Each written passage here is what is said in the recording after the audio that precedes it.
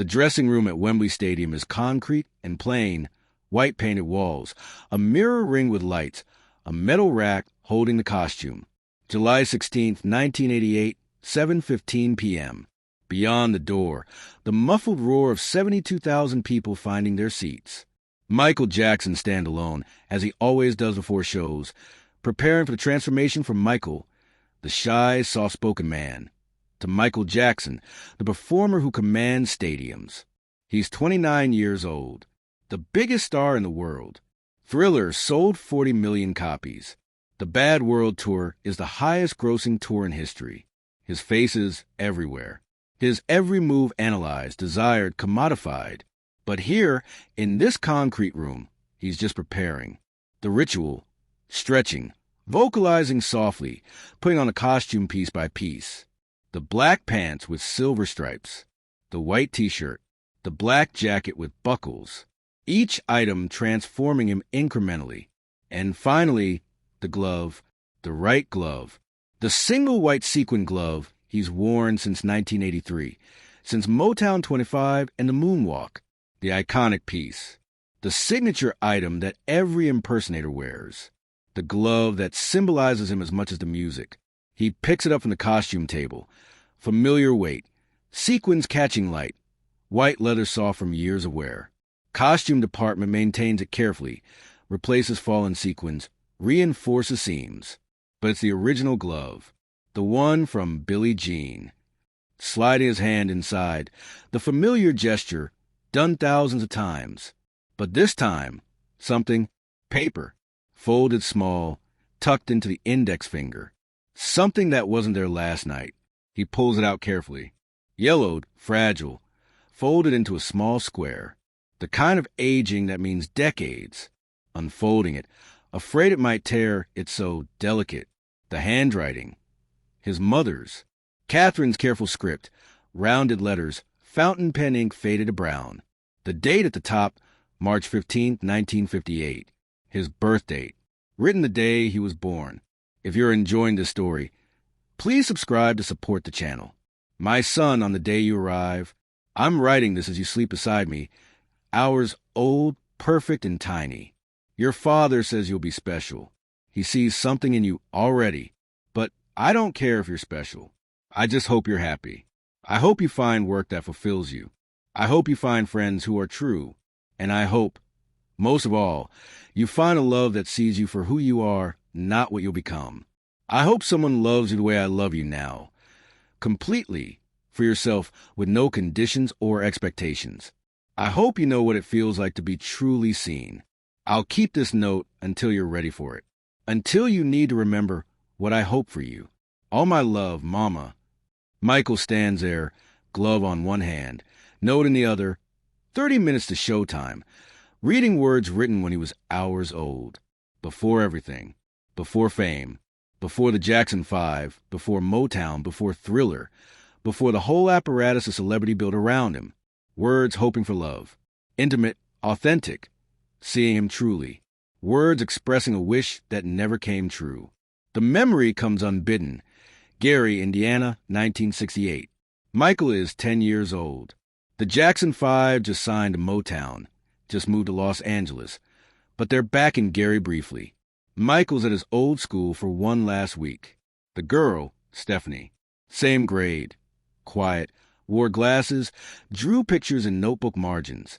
Michael noticed her in third grade, the way she hummed while drawing, the way she shared her lunch with kids who forgot theirs, the way she smiled at him when he sang in music class.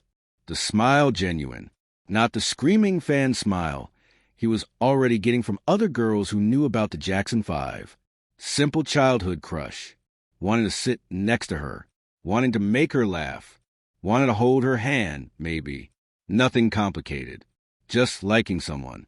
Just wanting to be liked back for being Michael, the boy who sang well and was kind. Last day at school. Recess. Michael gathering courage to talk to her. Actually talk, not just smile in hallways. Walking toward her. She's by the swings, alone, drawing in a notebook. Getting close. Opening his mouth to speak. Michael, get in the car. We're leaving. Joseph Jackson's voice cutting through. His father, car idling at curb, honking. No more school. Time to go to California. Time to rehearse. Time to record. Time to become famous. No time for childhood things like recess conversations. Michael looking back. Stephanie looking up from her notebook. Seeing him leaving. The moment lost. Never knowing what she would have said. Never knowing if she liked him too. The wondering staying with him for years.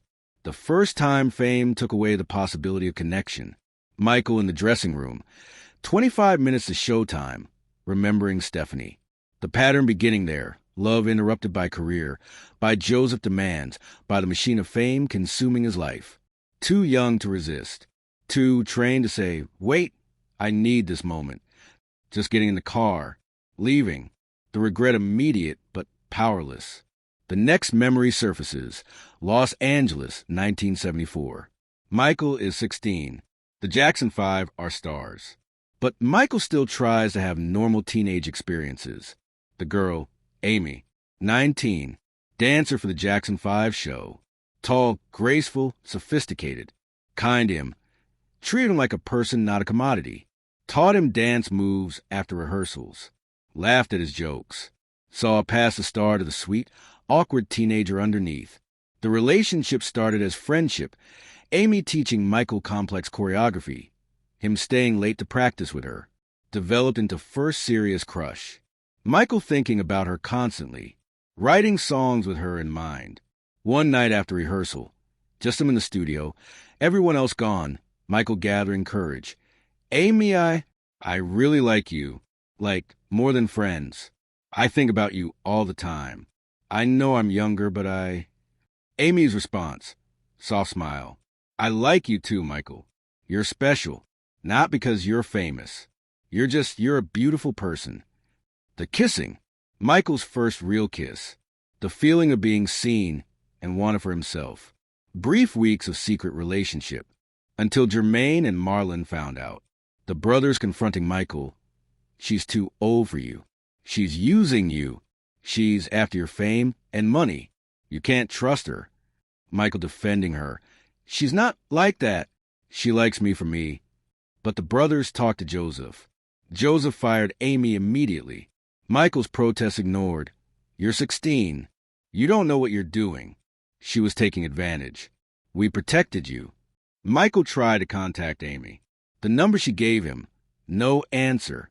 Finding out later his father had paid her to leave L.A., to sign something saying she'd have no further contact. The heartbreak enormous. Not just losing her, but losing the feeling of being seen. Losing the possibility that someone could love him for himself. The brothers' words planting doubt. Was she using me? Did she fake liking me? How do I know? The suspicion taking root. The innocence dying. The understanding forming. His fame would always interfere. People around him would always question others' motives. He couldn't have normal romance. And he'd never know for certain if someone loved Michael or loved Michael Jackson. Michael in the dressing room. 20 minutes to showtime. Remembering Amy. The kiss. The feeling of being seen. The brothers' intervention. The doubt planted. The suspicion that infected every relationship after. The most complicated memory. Diana Ross. The mentor who became Muse. The substitute mother. The impossible desire. 1969, Michael is 11. Diana Ross assigned as the Jackson 5's mentor. Diana taking special interest in Michael, recognizing his talent, his sensitivity. Michael worshiping her. She was everything, glamorous, successful, kind to him. Through his teens, Michael's feelings evolving. Childhood adoration becoming teenage crush, becoming young adult yearning. Diana treating him as little brother, protege, affectionate but bounded. Never inappropriate, but never quite shutting down his hope. Michael writing songs for her, knowing she'd never hear them as love songs, but pouring feeling into them anyway. The Wiz movie. Michael, 20, and Diana, 34, playing Scarecrow and Dorothy. Weeks of filming. Time together, conversations between takes. Diana seeing him as adult finally, or Michael hoping she did. The feeling building to declaration. Michael telling Diana he loved her, not as mentor, but as woman. Not as fan, but as man. Diana's response gentle but firm. Michael, you're so special to me, but not like that. You're like family. I care about you deeply, but it can't be romantic. You understand, don't you? Michael saying yes, understanding, but inside devastated. Diana marrying someone else, a businessman, someone appropriate, someone not Michael. Michael at the wedding, invited because they're family, watching her marry. The finality destroying any lingering hope. The realization, the most important woman in his life besides his mother, who knew him before global fame, who saw him grow up, who knew the real Michael. Even she couldn't love him romantically. The question forming, if Diana, who truly knew him, didn't want him that way, was he fundamentally unlovable? Or was it just bad timing, age gap circumstances? He'd never know.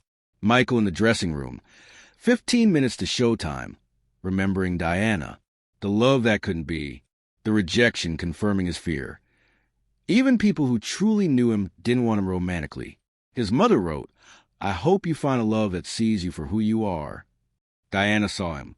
Knew him better than almost anyone. And it wasn't enough. Another memory. 1984 to recently. Brooke Shields. Meeting Brooke at an industry event. The recognition immediate. Here's someone who understands. Someone who also had childhood taken away. Someone who also lives in public. Someone who also doesn't know whom to trust. The friendship. Phone calls lasting hours. Talking about fame's isolation. Public dates. Dinners, award shows, Disneyland. Deliberately photographed. The relationship performing for cameras while being genuine friendship underneath. Did Michael love Brooke romantically? He wanted to. He tried to feel what he thought he should feel. They kissed. Awkwardly. A few times. Trying to force a romantic feeling to match the friendship. But the spark wasn't there. Not for him. Not for her. They both knew it. The relationship continued because it was convenient. Gave them both cover from tabloid scrutiny. The friendship was genuine. They truly cared about each other. But it wasn't love. 1988, just months ago. Brooke starting to date other people seriously. The friendship evolving past the pretense of romance. Michael feeling both relief, didn't have to pretend anymore, and sadness. Even a friendship that looked like love from outside couldn't become real love. Michael in the dressing room. 10 minutes to showtime. Remembering Brooke. The friendship masquerading as romance. The way it confirmed his suspicion. He could be intimate with someone without romantic love developing. The emotional connection not translating to romantic desire. His mother wrote, I hope you find a love that sees you for who you are. Brooke saw him. They shared real intimacy. But it still wasn't the love his mother meant. The most recent heartbreak. Still raw. Tatiana Thompson. 1987. Casting dancers for The Way You Make Me Feel music video. Tatiana. Beautiful, talented, professional, warm. Michael noticing her immediately. Not just physical attraction, but the energy she brought. The lightness. The joy. The video shoot. Playing romantic leads. The chemistry real. Michael feeling something he hadn't felt in years. Genuine romantic interest. After the video, Michael asking Tatiana to join the Bad World Tour as featured dancer. Officially for professional reasons. Personally because he wanted her around. The tour starting September 1987. Months of proximity. Seeing her daily. Talking backstage. The relationship deepening from attraction to real feeling. Michael for the first time in years believing, maybe this could work. Maybe she sees me not just a star. Maybe this is the love his mother hoped for. Early 1988. Management noticing Michael distracted. Spending time with Tatiana instead of resting between shows. The intervention. Managers telling Michael, Tatiana is distraction. The tour is too important. He needs to focus. She needs to leave the tour. Michael's resistance. I need her here. She makes me happy. I can't just... Management's ultimatum. You have 100 more shows. You can't afford distractions. She goes or the tour suffers. Michael's capitulation. He always capitulates. Always chooses career over personal life.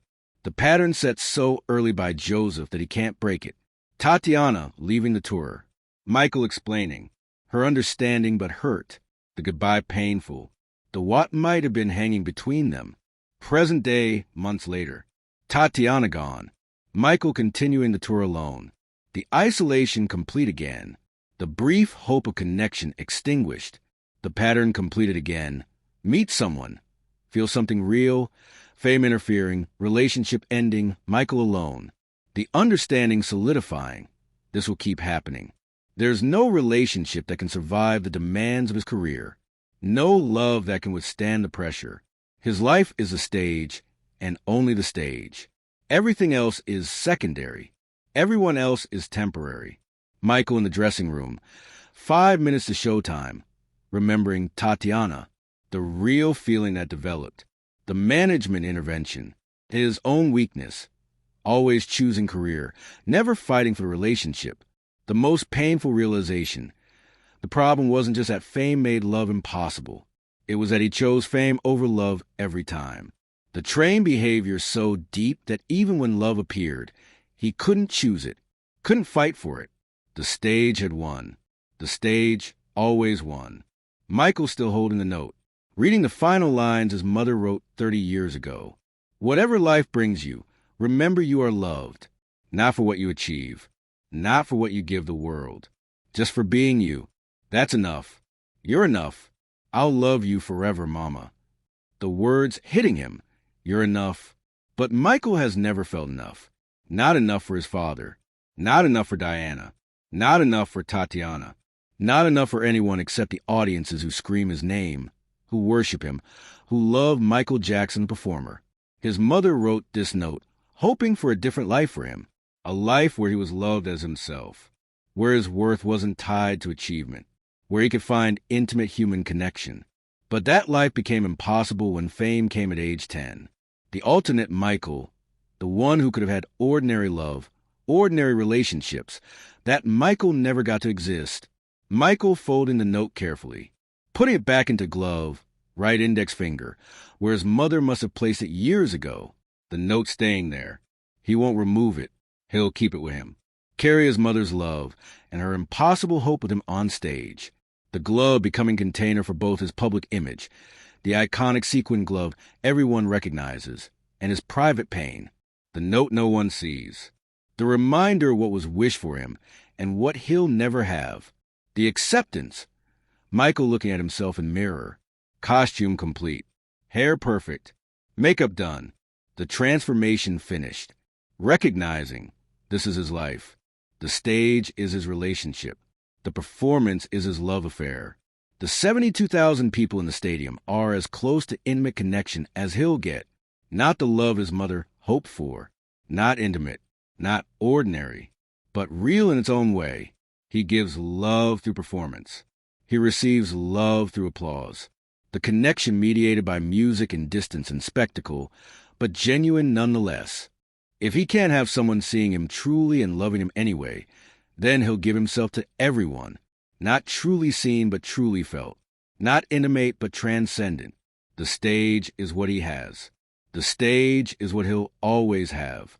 And perhaps that's enough. Perhaps that's his answer to his mother's hope. I found love, Mama, just not the kind you meant. I found it in music, in performance, in giving myself to millions instead of to one. It's not what you wanted, but it's what I have, and it's real. The knock on the door. Michael, 5 minutes. Time to go. Michael standing, taking final look in mirror. The costume perfect. The glove on his right hand. His mother's note inside, invisible but felt. The performer ready. But underneath, the man who just spent 45 minutes remembering every love that never worked, every connection that broke, every time fame destroyed the possibility of intimacy. The walk. Corridor from dressing room. The stage entrance. Concrete walls. Fluorescent lights. Crew members standing aside as he passes. Their faces reverent. They don't see Michael. They see Michael Jackson. The icon. No one sees the man inside. The sounds building. The crowd's roar growing louder. The chant starting, Michael, Michael, Michael. the 72,000 voices, the sound of worship and desire and expectation. Two versions of Michael Jackson walking this corridor simultaneously. The public Michael, the greatest performer alive, the king of pop, the one who will command the stage for 2 hours. And the private Michael, the man who just read his mother's hope for ordinary love, who understands he'll never have what she wished for him, who carries that loss into every performance. The two Michaels walking together, the public one hiding the private one, the private one enabling the public one. Because all that longing has to go somewhere, all that loneliness has to be expressed somehow, and the stage is the only place it's allowed, reaching the stage entrance. The darkness beyond, then the stage, then the lights, then the crowd, the moment before stepping out, the transformation completing, the private Michael receding, the performer emerging, the note in his glove, the only remnant of the vulnerable man who read his mother's words, the breath, centering himself, finding the performance energy, the step forward into darkness before the lights hit, Michael stepping onto the stage, the crowd erupting, the roar physical force, the screaming deafening, the 72,000 people on their feet, the adoration palpable and overwhelming, the lights hitting him, spotlights finding him, the stage illuminated, Wembley Stadium massive and full and alive, Michael raising his right hand, the gloved hand, the crowd screaming louder at the gesture, at the icon appearing, holding the pose, letting them see him, letting them worship, the moment suspended,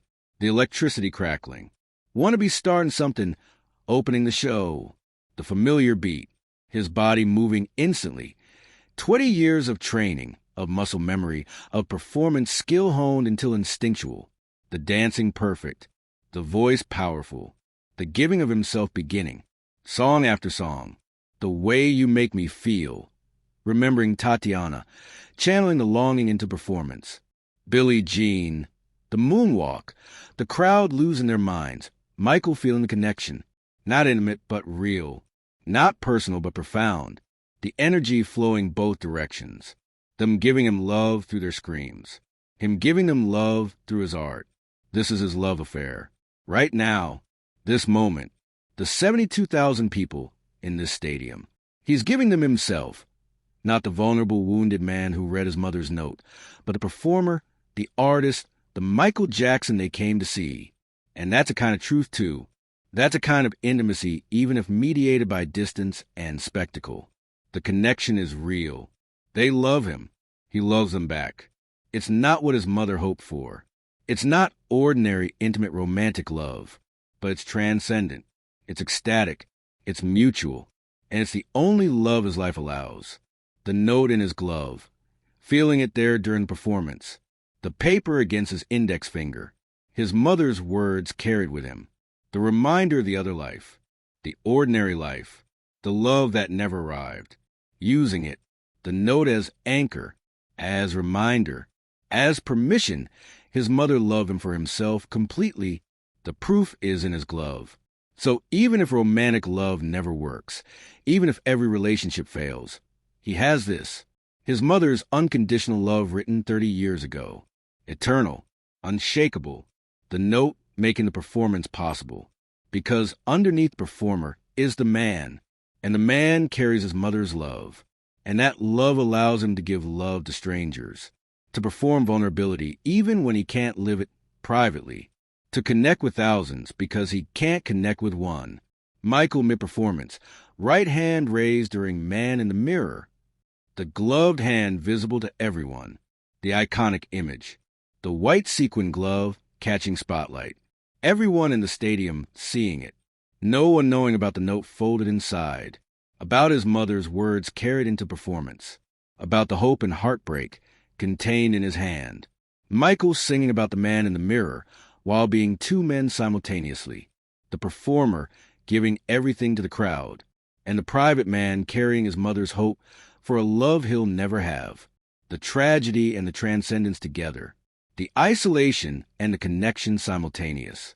Michael Jackson alone with 72,000 people, unloved intimately but loved spectacularly, his mother's wish unrealized but transformed into something else, not better or worse but different, The love she wanted for him becoming love he gives to the world.